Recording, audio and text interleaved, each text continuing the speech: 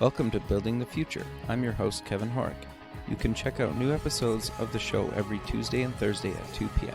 If you missed an episode or want to get more information about the show, please visit buildingthefutureshow.com.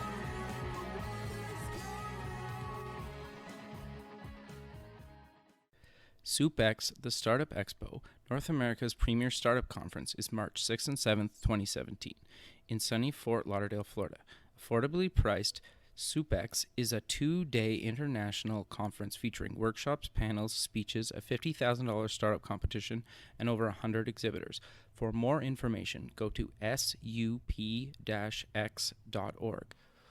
Welcome back to the show. Today we have Bryan Zmijewski. He's the chief instigator at Zurb. Bryan, welcome to the show.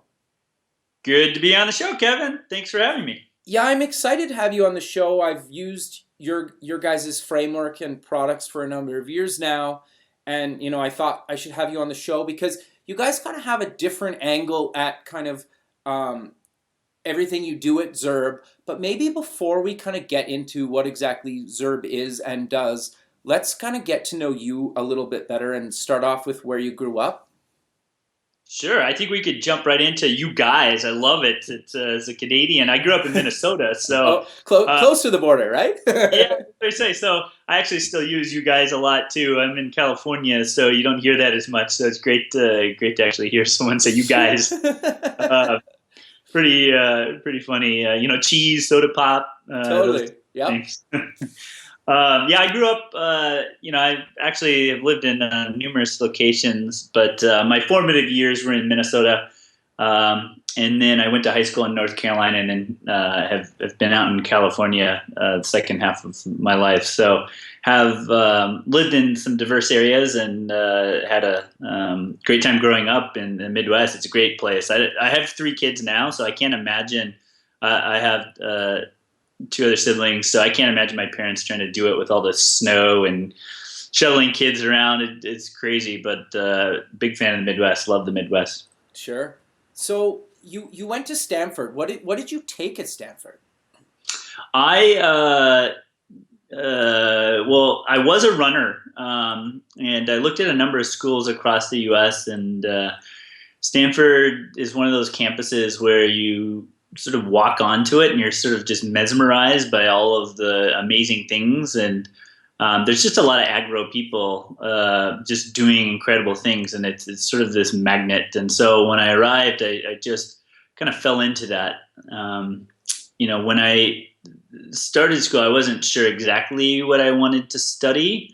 I was pretty sure that I had this skill in art and visualizations of my creative endeavors, and I also was fairly good at math. I had an interest in calculus and doing these types of things. So I had this sort of mixture of the two, and it turns out that Stanford has a program called product design, which sort of mixed the worlds together for me, in that there's some creative explorations and science being mixed together. And my degree is an engineering degree, so I just kind of gravitated towards it. I took a few classes and ended up sitting in a lot of the graduate classes, and got really excited about the potential of being able to put things out in the world that people used. Sure, that's great. So you graduated Stanford, and you were a toy inventor, correct? Yeah, no, it's a crazy first job. That's awesome, though. I love that. Yeah, no, it's really one of those opportunities. Brendan Boyle was a teacher of mine, and I got an internship. Great guy, gave me a lot of opportunities to sort of learn the trade. The cool thing about the work that I was doing when I got to school, it was very conceptual. So what we did was we sold our ideas, which is very different than actually just producing the toy products. So on a weekly basis, we would be brainstorming and working through hundreds of ideas and figuring out how to best sell these concepts and ideas. And that included sketching. It's sort of like the happy version of Toy Story, the part where the boy was ripping all the toys apart and creating demented toys. I actually got to create some fun stuff. So I was constantly in a state of having to think about what's next, and it was a really good first job experience. No, that's awesome. So you eventually left there. You were a design lecturer at Stanford, Uh-huh. but talk about how Zurb came to be and like why you decided to found it.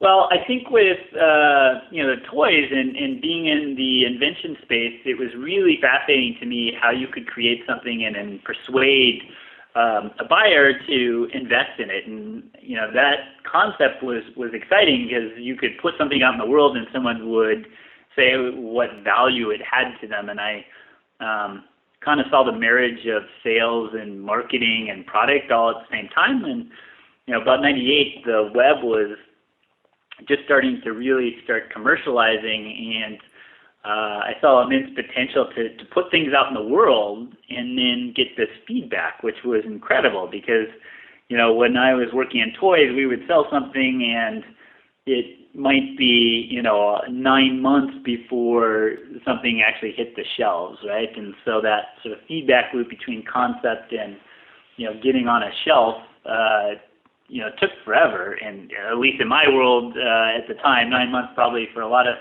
industries was pretty quick. But the internet, enabled this sort of world to be like instant, and I fell in love with it right away. And the challenges of that were, I had tried to create a startup, and I realized like a software app, I realized how difficult it actually was. It wasn't just like throw something up and, get some instant feedback and customers using something. So this new medium in which you could get instant feedback, but you had this challenge of figuring out how to create it and deploy it and put it up there. I got a bug, it was exciting to me. And so that really is what inspired me to jump into Zurb, was that I could, help people figure this out. And, it took a lot of failures of understanding how the web worked before I started really, I think, creating a lot of value for people.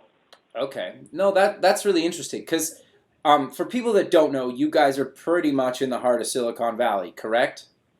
Yeah, we're in the lower half of Silicon Valley. I'd say we're just on the fringe of it, and we are headquartered in Campbell, which is about 20 minutes south of sort of Stanford and Palo Alto, where I first started the business. So there's sort of a unique benefit of being close to the mothership in the beast of Silicon Valley, but also sort of on the fringe of it, in which you get to experience a lot more of other industries that are sort of tangential to tech.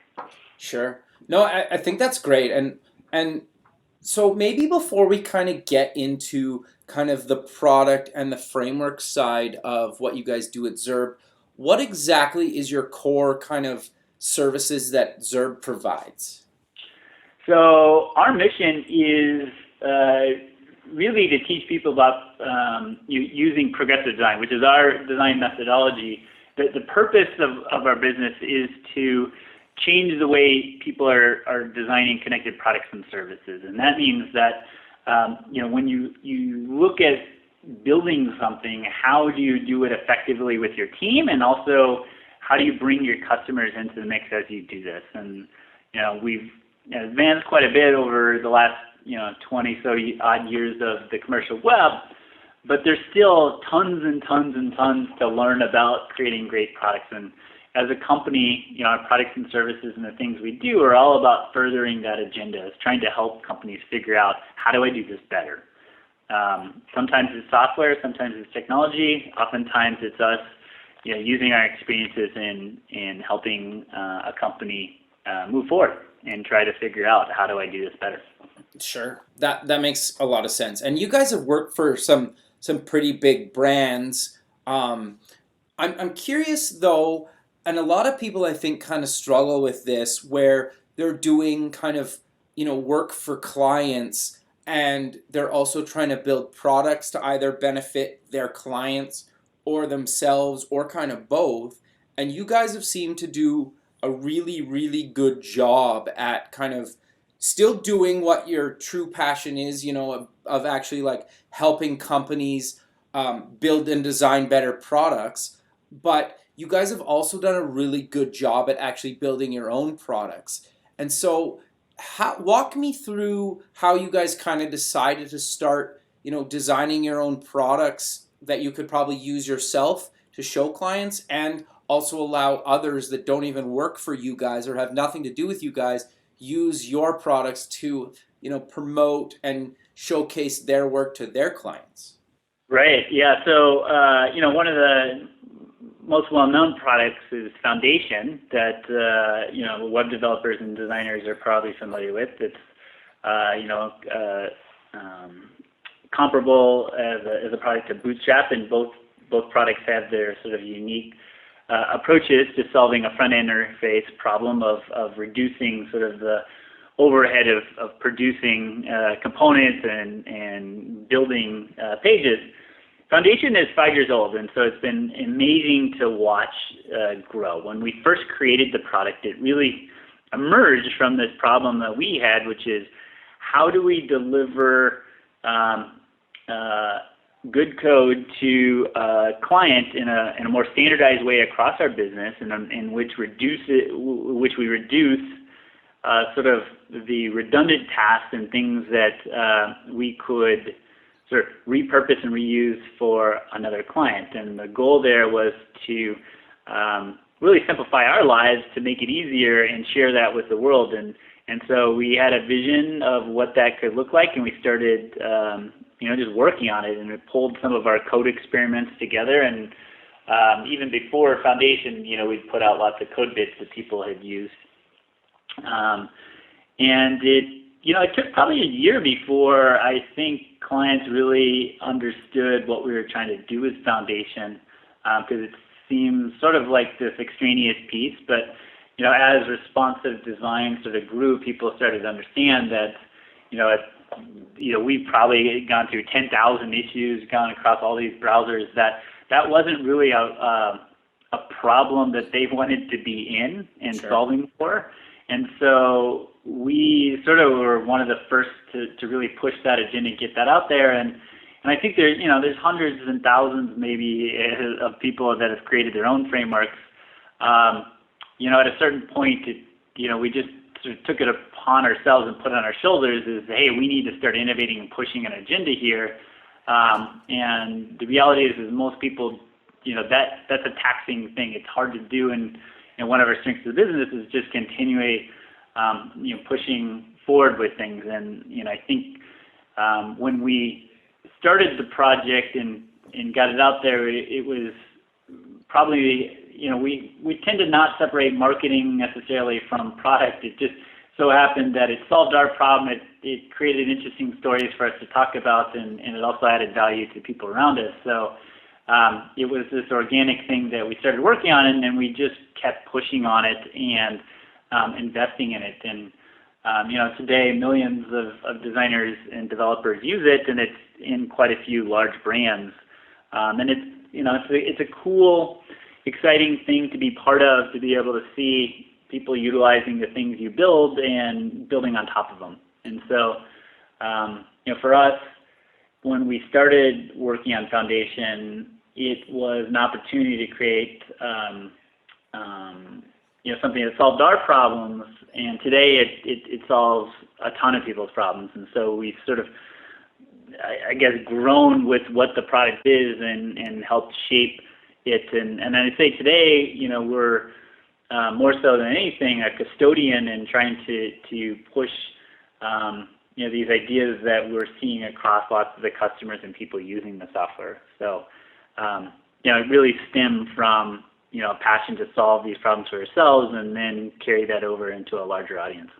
No, I think that's awesome. And for me, like I've been playing with it since the first version, and I use it almost daily. And the thing is, for me, is I wrote kind of my own responsive framework a number of years ago, and when the main reason I heard of you guys originally was through kind of Foundation, just through one of the RSS feeds that I remember the day, and I was like, well, I just need to move to this, because there's no way that me personally is going to build a better framework than a team of people that's backed by a company, right? That's taking open feedback from the community, and you basically, just for people listening, like it's a product of your guys's, but it's free and it's open source, and you guys take a lot of feedback from the community. And I know Rafi and other members on your team over the years have even given me access to like beta versions of the new version. And I think the thing to stress here is that it's helped me on pretty much most of the projects I've done in the last 5 years, right? And I think a lot of people throughout the world feel the same way. And I think the thing that really got me fascinated with the whole thing originally was there wasn't really a good way back then to test across so many different browsers and devices. You kind of had to have them physically, the emulators kind of got you there, and maybe between you and a handful of people, you could pull together enough devices. But maybe like I just remember like Windows Phone, for example. I was like, well, the framework says it supports it, so that's all we kind of needed at the time, right? Where before, when I was building my own stuff, I really had no idea, right? And so for me, just having a framework backed by a company was like a huge thing for me. And I remember at the time, and that's kind of what got me started kind of following you guys and using the framework.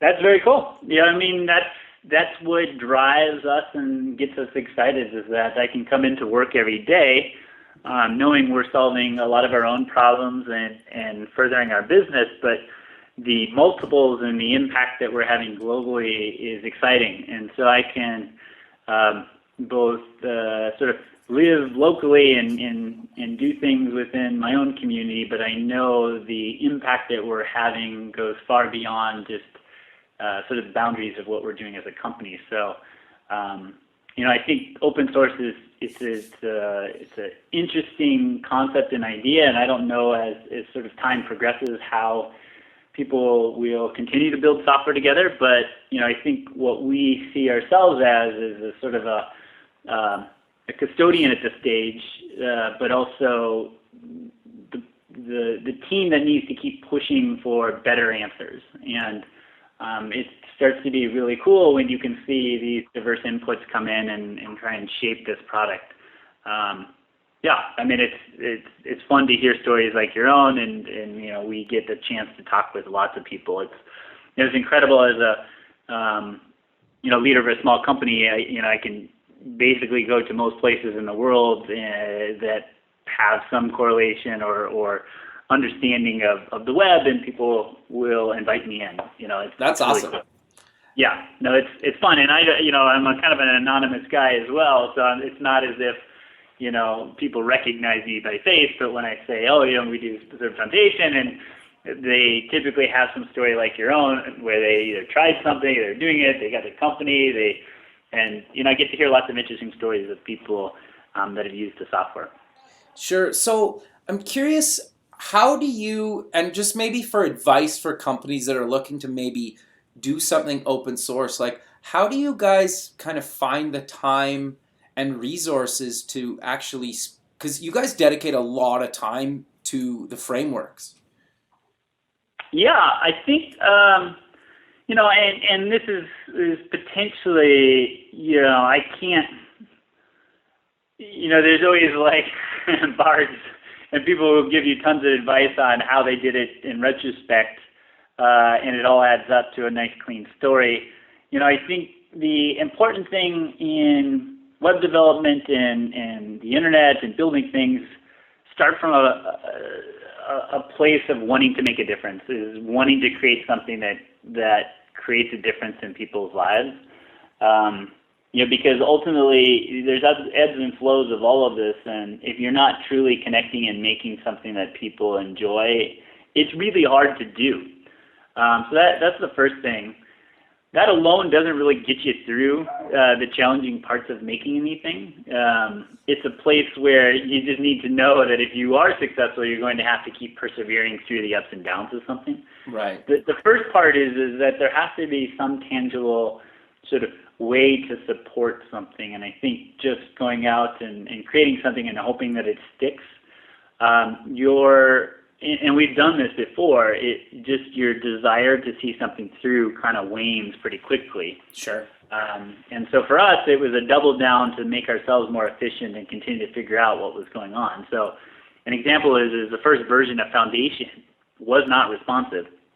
And we decided not to release that because we had this idea that we could bring responsiveness into the framework. And so we held off releasing it as an open source project until we felt comfortable that we could, realistically solve this responsive stuff. So, we did that with the idea that we had to solve our own client problems, and there was a revenue stream that supported that. And I think when you get into building products and services, there's a tendency to sort of think about it from a startup's perspective that's raised capital and sort of just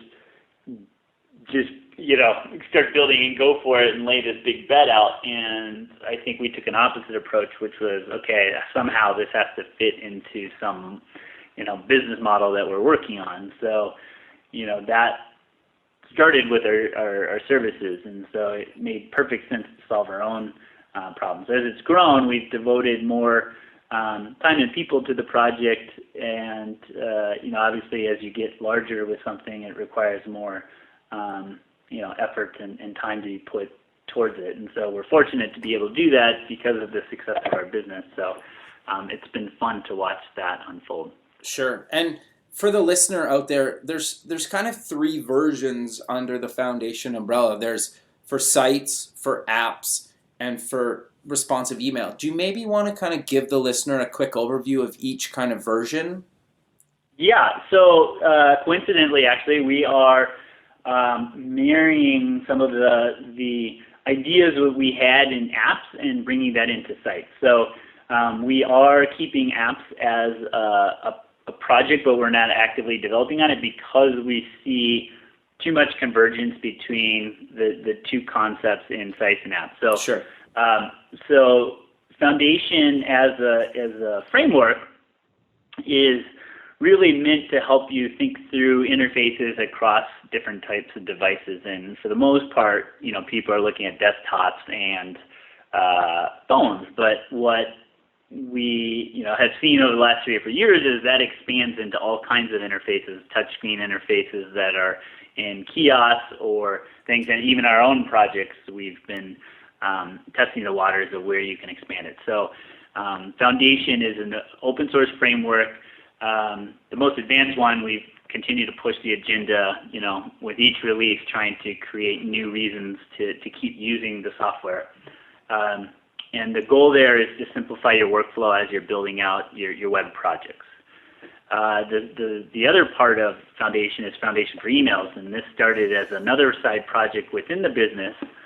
As sort of I saw our internal emails being shared through our software, I realized that our emails sucked. They just didn't come across really well, and I challenged the team to figure out how to build out responsive, emails. And I think this was maybe 2011 or 12, and we did it, and we created some things, and we put some of the templates out as sort of a playground piece for people to use. And eventually we said, okay, well, there's patterns here. Perhaps we could, figure out the same things we did with Foundation with these responsive email templates to help other people, because trying to craft email is just a nightmare. Yep. And so what we did was exactly that, and it took a while to figure it out because, while the amount of things you can do in the email is probably a lot less than, say, a web screen, the browsers and inconsistencies of how code is rendered across the client is what makes this problem so hard and unique. And totally. So we figured out how to do that in a way that didn't add a ton of extra work, but streamlined sort of the testing part for most people, because we could get you most of the way there.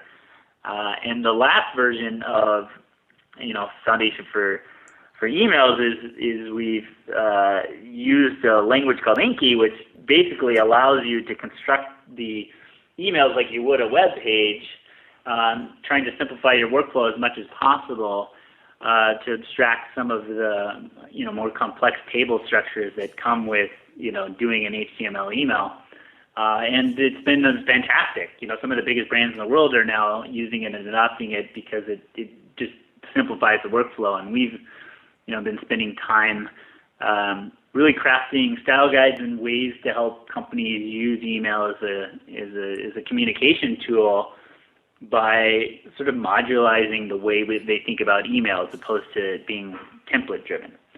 So there's extreme benefits in adopting both, and we've tried to find as much overlap and will continue to find overlap to streamline the workflow of someone that needs to be coding in both of these environments, so that they're taking all the lessons they've learned in one framework and using it in the other. Obviously, it's not a direct one-to-one, but we can carry a lot of the thinking over between the frameworks. So there's two frameworks. There's Foundation, which helps you build out your websites and reduces a ton of the overhead of managing code. And the second is Foundation for Emails, which is tying it to all your, say, apps and marketing campaigns to simplify creation and sort of maintenance of all of those emails.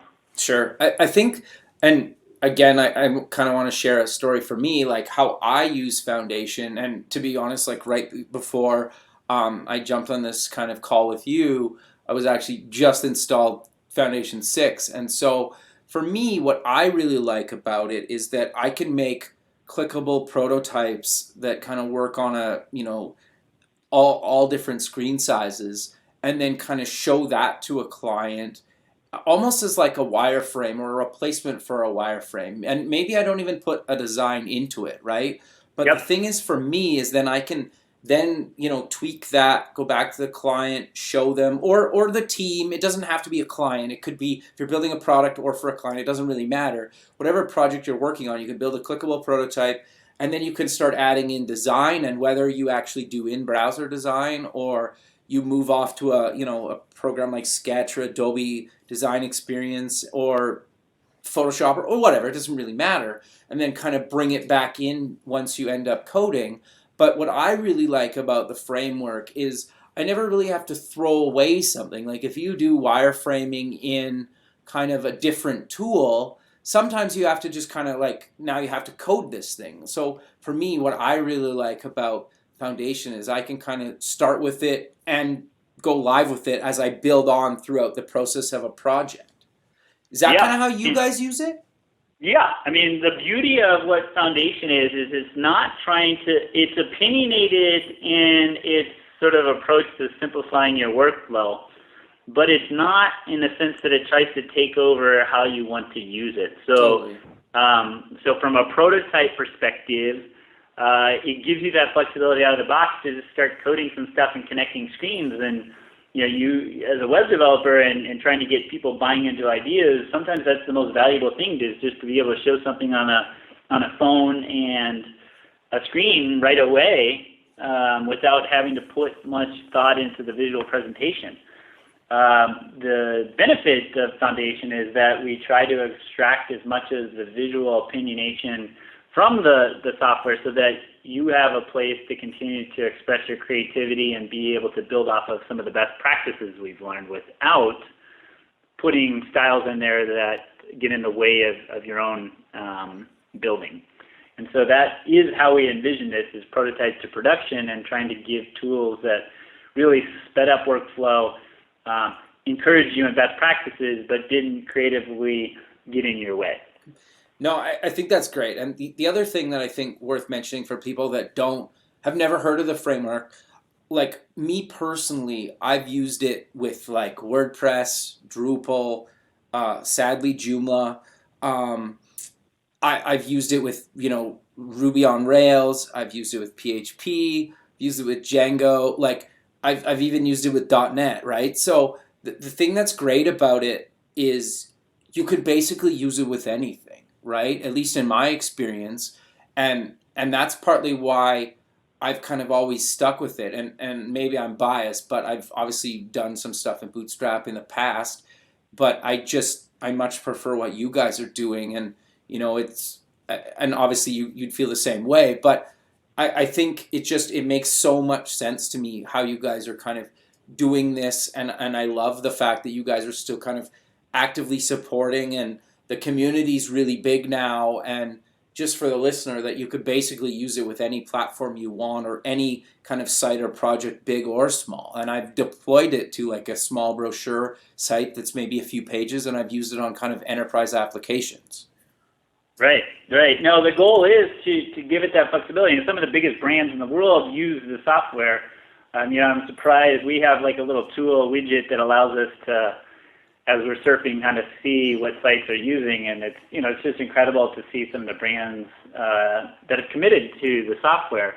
The goal is to get out of the way as much as we can to create something that allows you to creatively express yourself, and that has always been one of the goals of Foundation: give you all the tech and the support to get it right, but then give you the flexibility to screw it all up if you want. It's not, and not that people are. It's just we want that flexibility in there for people to make creative decisions. And it's great.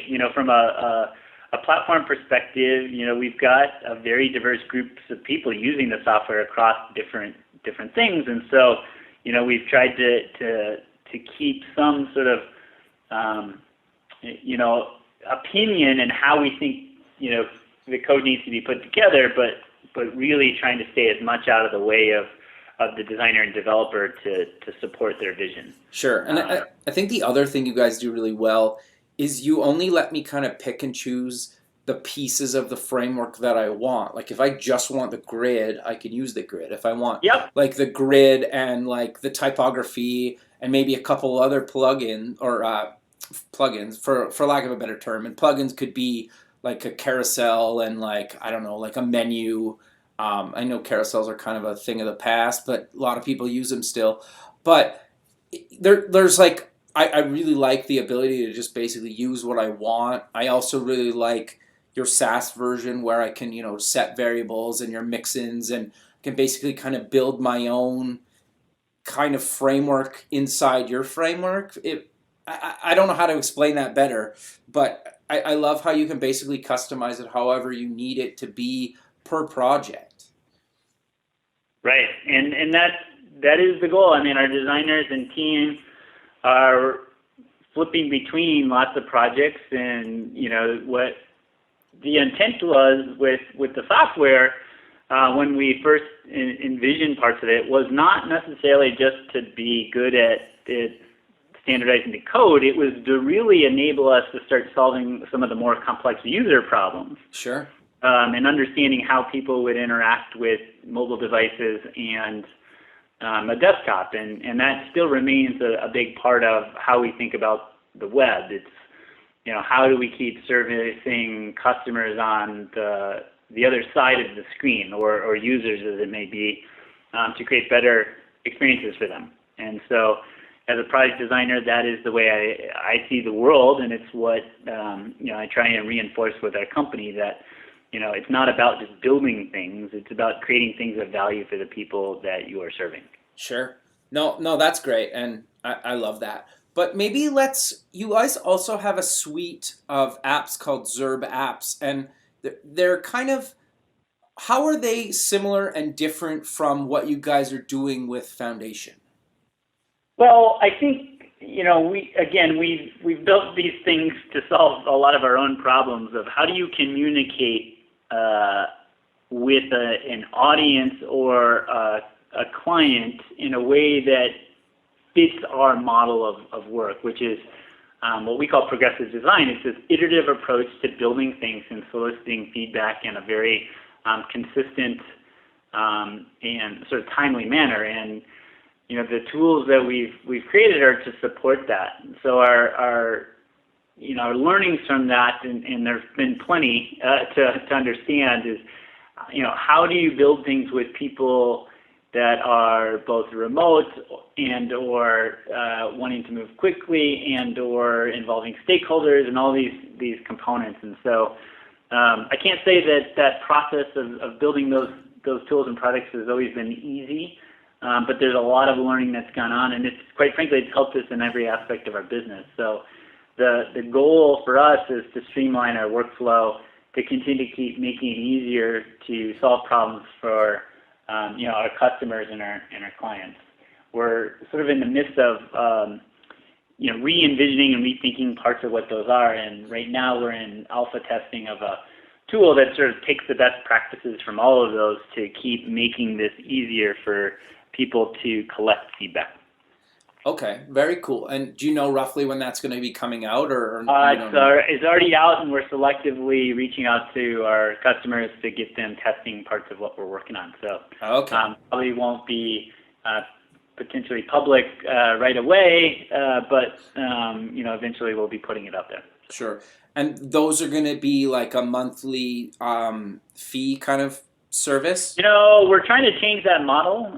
Okay. And thinking about it in a different way, because while some services work really well, others, where you're going in ebbs and flows of work, sometimes that model doesn't work as effectively. So we're playing around with how we want to charge for those types of services. So I think the most important part for people in working in web is, how do I get the feedback I need to make a better product? Sure.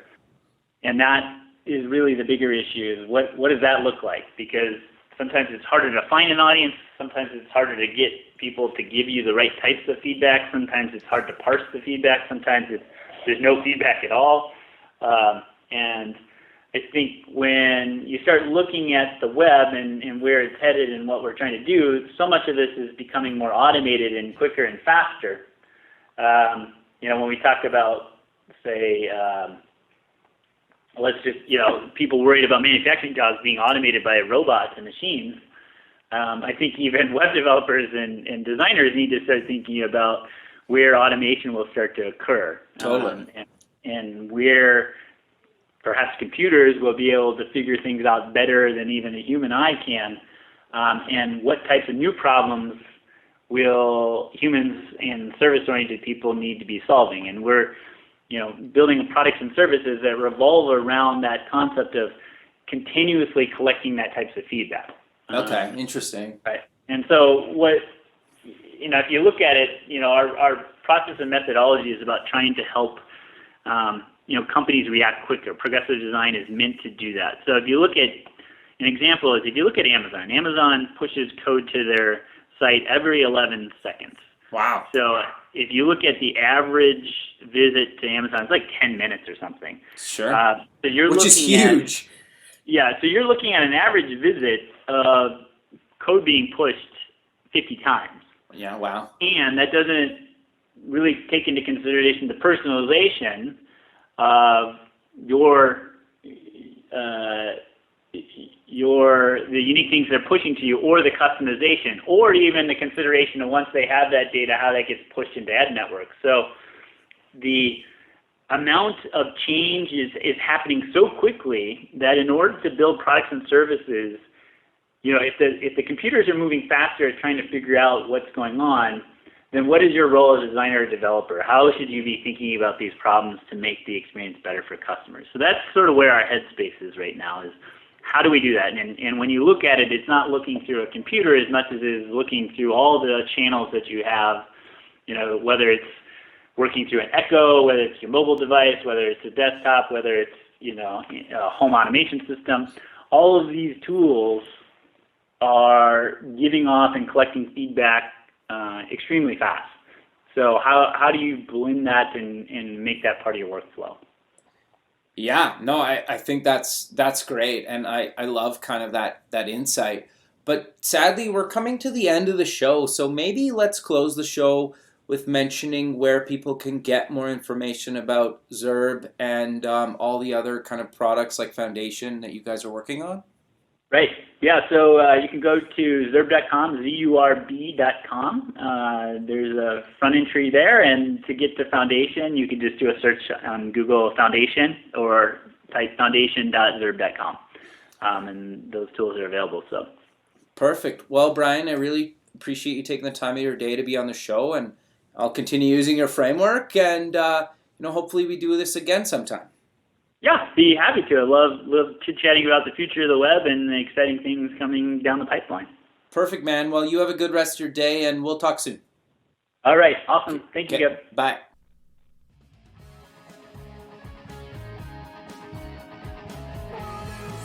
Thanks for listening. The music for the show was done by Electric Mantra. You can check them out at electricmantra.com and keep building the future.